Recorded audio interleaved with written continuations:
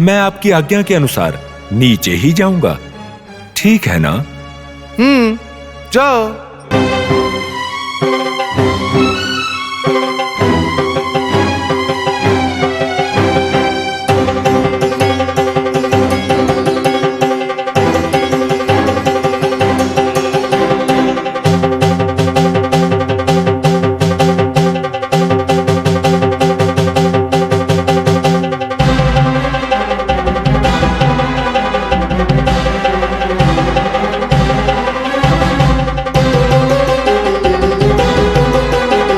अचानक से बिना किसी प्रयोजन के अभिभार हुए उस लिंग के बारे में जानना आदि नारायण के लिए भी संभव नहीं हुआ।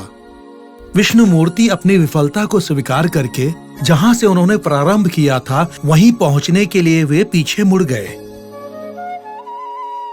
इस महास्वरूप के अंत का पार पा पाना असाध्य ही लगता है। अनंत होने वाली इस जल की राह में इस अपूर्व महालिंग का आविर्भाव होना किसी अपूर्व शक्ति की महिमा है। विज्ञान प्रयोग से सत्य का ग्रहण करना ही उत्तम होगा।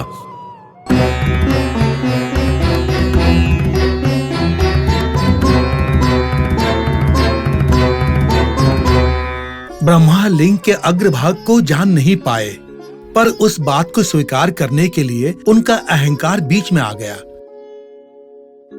और उसी समय ब्रह्मा को एक मित्र की सहायता मिल गई। मित्र की सहायता मिल गई? ये कैसे स्वामी? जब हमारा समय विपरीत होता है तो रस्सी भी सांप बनकर काट लेती है। सहवास का दोष कैसे विपत्ति का कारण बनता है और कैसे वो अनहोनी स्थितियों को प्रकट करता है, वो सब हम लोग इस कथा में जानेंगे।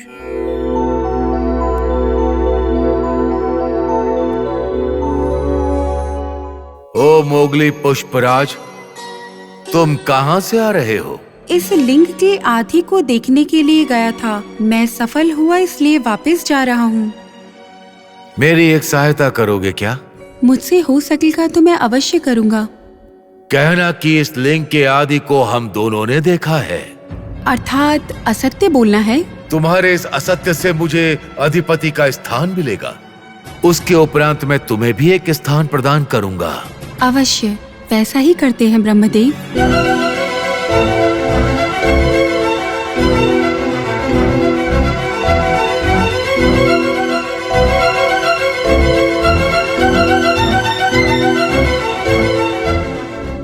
शीघ्र आ गए? थक गए क्या विधाता? नहीं नहीं, आदि के बारे में जानकर आया हूँ। आप असत्य कह रहे हैं कि आपने आदि का पता लगाया? नहीं नहीं नहीं नहीं, उस बात के लिए मोगली पुष्प साक्ष्य है। अच्छा, तो मोगली पुष्प असत्य को प्रमाणित करेगा?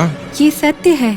मैंने इस महापुरुष को आपके दर्शन करते हुए देखा है। इस बात का साक्षी मैं ही हूँ। क्या सुना लिंगराज? मेरे अधिपति स्थान को स्वीकार कीजिए।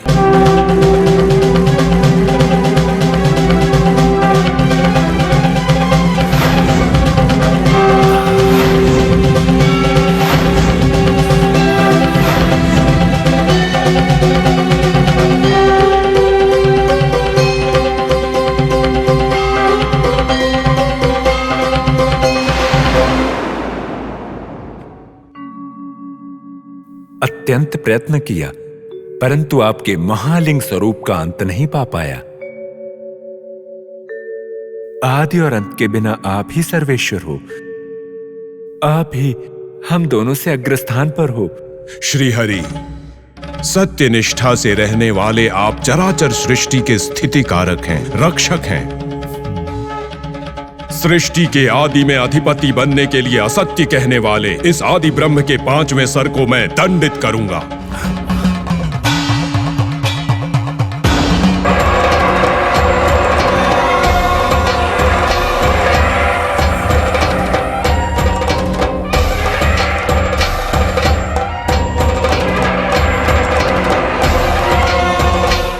महाकाल, मेरे इस रूप का कारण क्या है? भैरव, असत्य वाचन के लिए इस ब्रह्मा के 5वें सर को खंडित करो। जो आज्ञा प्रभु। परम शिव, मुझे क्षमा करें, मेरी भूल को क्षमा करें। सृष्टि के आदि में असत्य कहने वाले को क्षमा करूंगा तो मैं अपराधी कहलाऊंगा। भैरव, अपने कर्तव्य का पालन करो। आज्ञा प्रभु। हर हर महादेव शंभू।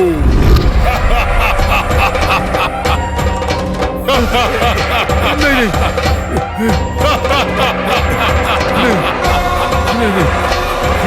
नहीं नहीं नहीं नहीं नहीं।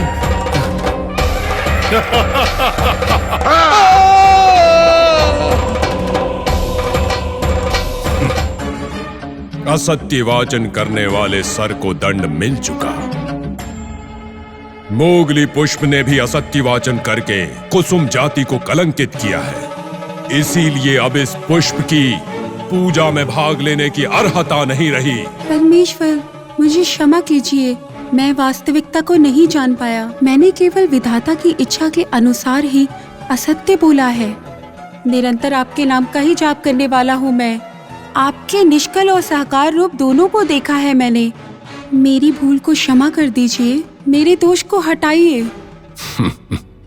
पुष्पराज, मेरे पूजा का भाग नहीं बनने पर भी मेरे भक्तों का आधार मिलेगा।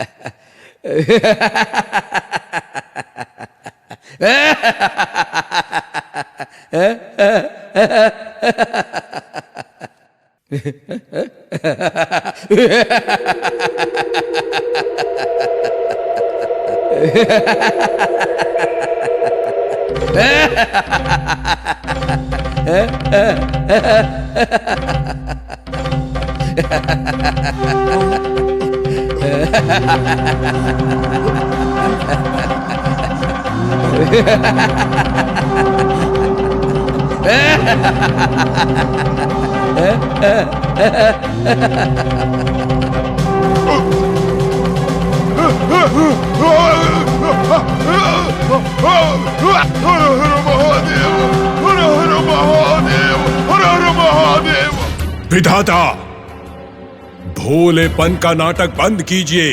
हर हर महादेव। भैरव पर आक्रमण करने वाले अपने 5वें सर को रोकिए, अन्यथा। परमेश्वर, भैरव के हाथ को जो सर काट रहा उसे मैं नहीं रोक सकता। आप पुनः असत्य भाषण कर रहे हैं। परमेश्वर,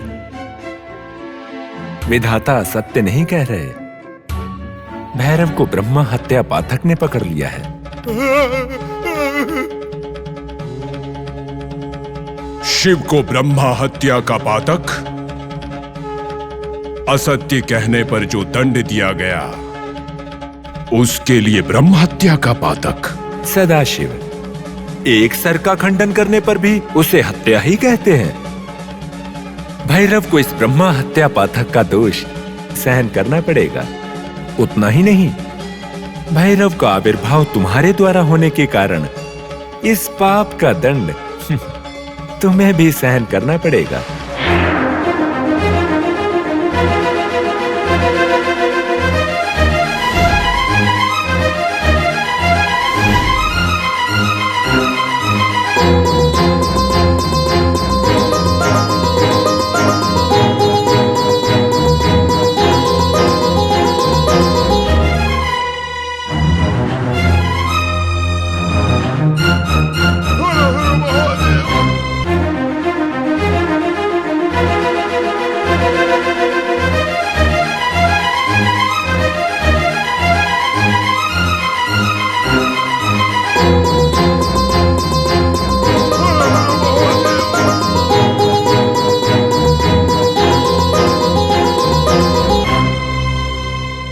स्वामी, परमेश्वर, आपकी ये कैसी लीला है प्रभु। आदि ब्रह्मा को भी वेद का ज्ञान देने वाले इतने महान होने के पश्चात भी आप ब्रह्म हत्या के दोष से पीड़ित हो रहे हैं क्या स्वामी? स्वामी, वो विधि के विपरीत कैसे है? विधि का विपरीत नहीं है वो स्वामी। हाँ, त्रिमूर्तियों की सृष्टि रचना में श्री हरि की लीला का विनोद है वो। कोई कितने भी अग्रस्थान पर हो, किंतु यदि अहंकार बढ़ गया तो कैसे वो विपरीत परिस्थितियों का कारक बन जाएगा, यही बताना इसका परमार्थ है। क्षमा कीजिए, भगवान के भक्ति के कारण साधारण मानवों की तरह मैं भावोद्वेग अनुभव कर रहा हूँ। आध्यात्मिक संपदा को प्रसादित करके कई पीढ़ियों तक सुख और संपदा प्रसादित करने वाली ये पुराण कथाएं सुनने वालों को, जानने वालों को अष्ट ऐश्वर्य को, सकल सौभाग्य को तथा समस्त विजयों को प्रसादित करते हैं। शुभम भूयात्। हे सदाशिव, भक्तों के शंकर, आपके भक्तों पर आपकी करुणा अपार है। प्रलय काल शुरू होने पर भी आपका ध्यान ही आपकी पवित्रता और शांति का चिन्ह बनकर रहता है। निरंतर तपस्या की दीक्षा में रहने पर भी समस्त लोगों की समस्याएं मिटाने वाले, उनकी देखभाल करने वाले काल साक्षी हो आप। सृष्टि का स्रोत हो आप, सृष्टि के कारक हो आप। लोगों का विनाश करने वाले, विष को अपने कंठ में धारण करने पर भी आपके मुख का हास्य कभी नहीं बदला। कैलाश में शीतलता की कोई कमी नहीं है। हे परमेश्वर, इस कैलाश में विराजित होकर और दर्शन देकर सकल दोषों का और पापों का विनाश करने वाले हर हो आप। हे जगदीश्वर, पता नहीं क्यों मेरे मन में आपके रूप तत्व के बारे में जानने की जिज्ञासा हो रही है। मुझ पर अनुग्रह करके शिवरूप तत्व को समझाइए परमेश्वर। नारद, तुम्हारी ये इच्छा कि तुम मेरे सात्विक रूप का दर्शन करो बिल्कुल ही अपरूप है। किंतु मेरे योग तत्व को जानने के लिए पहले तुम्हें आत्म साक्षात्कार करना होगा नारद।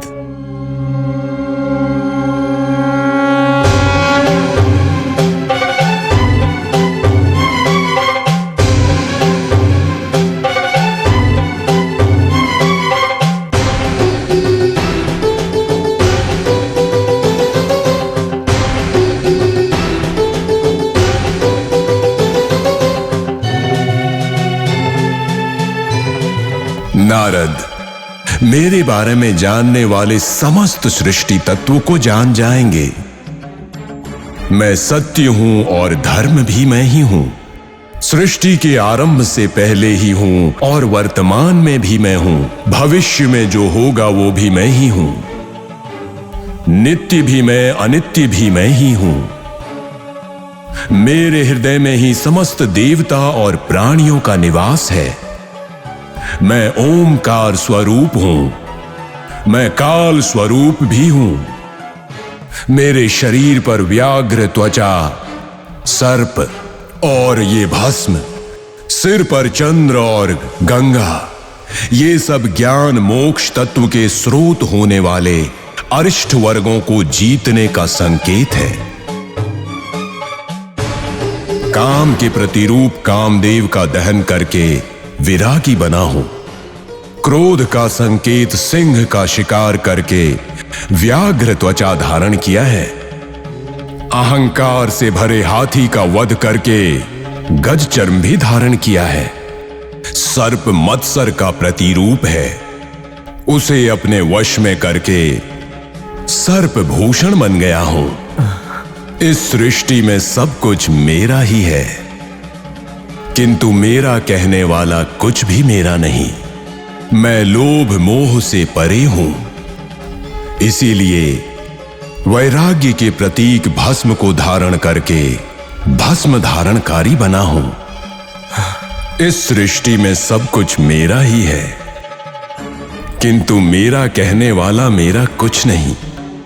मैं लोभ और मोह से परे हूं। इसीलिए वैराग्य का प्रतिरूप भस्म धारण करके भस्मांगधारी बना हूं। आत्मदर्शन का मार्ग दिखाने वाला मेरा दिव्य स्थल मेरा त्रिनेत्र है। वास्तव में वो ज्ञान नेत्र है। उसे ज्ञानी दशम द्वार के नाम से भी जानते हैं। नारद, श्रीहरि और शिव के बीच कोई भेद नहीं। वैराग्य मार्ग का लक्ष्य शिव है तो राग मार्ग का लक्ष्य श्री महाविष्णु है। षड चक्रों के स्रोत चक्र में देवी पार्वती कुंडलिनी रूप में होती हैं। योगी में जब ये कुंडलिनी रूप जागृत होता है, वो शक्ति मूलाधार चक्र से आरंभ होकर स्वाधिष्ठान, मणिपुर, अनाहत, विशुद्ध और ज्ञान चक्र के मार्ग से सहस्रार तक पहुंचता है, अर्थात मुझ पुरुष तक।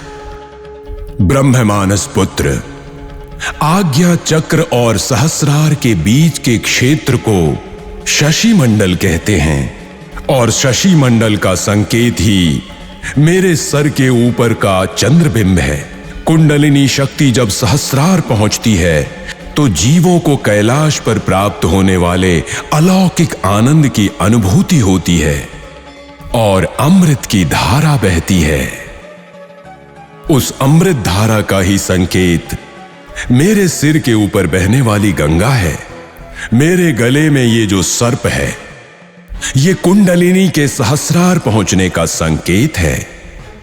त्रिकाल ज्ञानी, जब कुंडलिनी सहस्रार तक पहुंचती है तब कोई इच्छा नहीं रहती, कोई विकार नहीं रहता, कोई देह भाव नहीं। बिना किसी इच्छा के निर्मल निश्चय स्थिति को ही चिन्मय आनंद कहते हैं। इसीलिए युग पुरुष और सिद्ध मुझे चिन्मय स्वरूप के नाम से भी बुलाते हैं। नारद, समस्त लोकों के दुखों के मूल में भस्म है। सृष्टि में कुछ भी शाश्वत नहीं है, सब अशाश्वत है और अशाश्वत वस्तुओं को पाने की इच्छा से ही समस्याएं उत्पन्न होती हैं। जो भी मेरे स्वरूप और तत्व को समझ जाएगा वो संसार चक्र पार करके सहस्रार में पहुंच जाएगा। जब योगी देह भाव को छोड़ देंगे तो उनको आत्म साक्षात्कार होगा। जीवात्मा और परमात्मा का अनुसंधान कर वो परम स्थिति प्राप्त करेगा। हे परमेश्वर, विश्वनाथ, कैलासाधिपति, योग तत्व और परमात्मा तत्व को समझाकर आपने मेरे अंदर ज्ञान ज्योति को जगाया है। हे चिन्मय रूप, आपके रूप स्वरूप और स्वभाव को समझाकर आपने मुझे धन्य किया है। मैं धन्य हो गया भगवान, धन्य हो गया।